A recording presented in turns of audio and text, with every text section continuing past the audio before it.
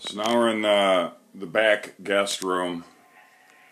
The attic access, they have to drywall it, of course. You have to extend it up about 12 inches so that the insulation doesn't fall out. And I was looking at that electrical box switch, it may need to go up slightly. It's really close.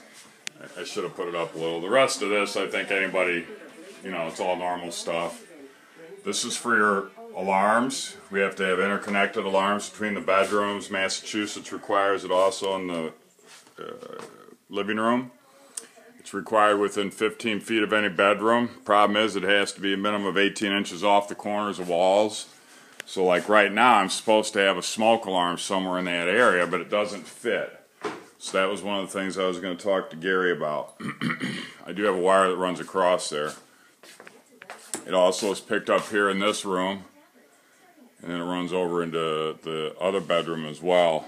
And what I didn't know is, does he want one in the living room? I know it's a code, but the thing is, since we have like this whole big open, one big room, I don't know if it'll work, because the smoke alarms might go off too often. And that other end, box goes right there. That's the wire, that little wire right up there, that one. So it feeds here and then it runs into your bedroom. I don't think I put it in your bedroom yet, now that I think about it. You got two spots on your warm board floor. You have one right here. It wants to rock back and forth, okay? It wants to tip like that. That one's not bad, but this one over here is bad. What I was going to do with this is I'd take my grinder and I'd cut a little bit of that metal out. It's only about 4 feet. I would just had to keep chasing off the floor rafters, but this is a bad spot. And you want to deal with it prior to putting in your pipe. It's only about 4 feet. You put a level on there, any carpenter can figure it out. And all you got to do is get the metal off, and you can probably just, heavy belt sand would do it pretty quick. That would work real well. A little planer would work. It's just with all the nails and stuff, you're better off with a heavy gauge paper. You can leave it, it'll just be a hump. But I'd take it out. Remember, before you install a door, figure out what your flooring is so it sits properly. Okay, because if you're going to put down ceramic, you really ought to take out the wood before you put in the ceramic. Get your backer board down and make sure where your floor is going to sit. The door, you're going to want it to sit on your floor. You don't want it to be buried underneath stuff. You want that up. That's your protector from the water on the outside. Is there anything else in here? The cans in the hall need one more wire running and tied in. See, you got to get them all tied in. Sorry, my arm isn't working. I'm tired. And then in the other bedroom, it's basically ready. You still have to do your ceiling light because I was going to move out of this room before I put a hole over where I was sleeping. All the outlets you still have to tie in. That switch goes on the other side now, but the outlets, everything's run. Sorry you can't see it. But that room has a little bit of work left in it. And I'm thinking that is all this, you got to hook up that fan. This corner, there's a fan switch, the switch that goes into your bedroom. And I think that's it. These you got to tie them together. They'll know. That originally was for the boiler, the emergency shut off for the boiler. And I started thinking about it, and we have a master suite, which in theory, if somebody's here and it's only somebody, then you're going to be in that room. So what I did is right now, this is currently the boiler. Right there, okay? That's the switch for the boiler. So that was another thing I was going to ask Gary, the electrical inspector. Does he want it over there where it was? Or should we put it over here because that's the room you're going to be running out of? More than not, that's the room that's occupied, not the other end.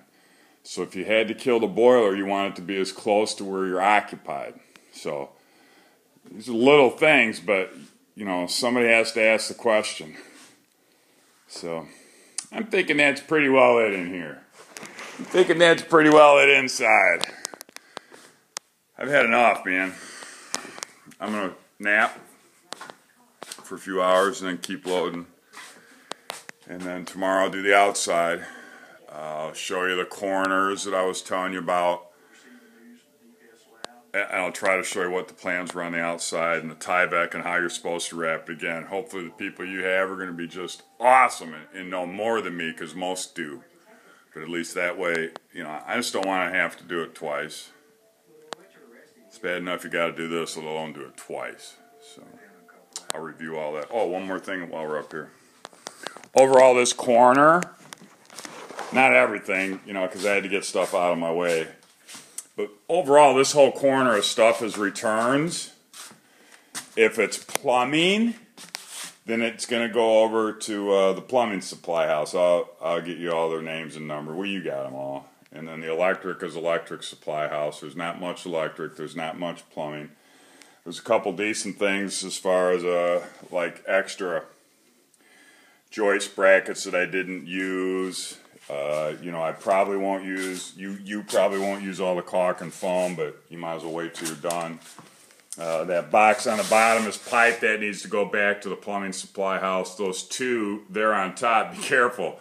Those are the outside vents that I don't have to use. And you know, sorry I bought the good ones. They're good ones. And they are plastic, and they take the weather and the wind and how the things blow out here at the Cape. They're expensive. Those things, I bet you, I think are $150 a piece, so make sure you get those two back. The ones that you need to use on the other side are in the basement. They have to be that big because it takes the whole house fan. You have to have the air moving out. Another way to do it, and you could eliminate those, is by doubling up some of that soffit strip. Again, your people should be able to know and be able to get that worked out. I've left, there's the templates. All the plumbing and electrical. I took my screws, I took my gun nails. No sense leaving gun nails for things you don't have guns for. The router and the nail gunner down there. Haven't got everything out of the basement yet. So, I'm thinking now I think it's it. So, alright, that's it. Nah. I am Dennis Kintop, and I am one man. This is the Cape Project. We're just trying to make sure that everybody knows what's going on. Nothing worse than going somewhere and not know what's going on. Been there. Don't like it. Oh, another thing is those two doors right there. And they were probably free, or 20 bucks. They couldn't have been much. It would have been on one of your last bills.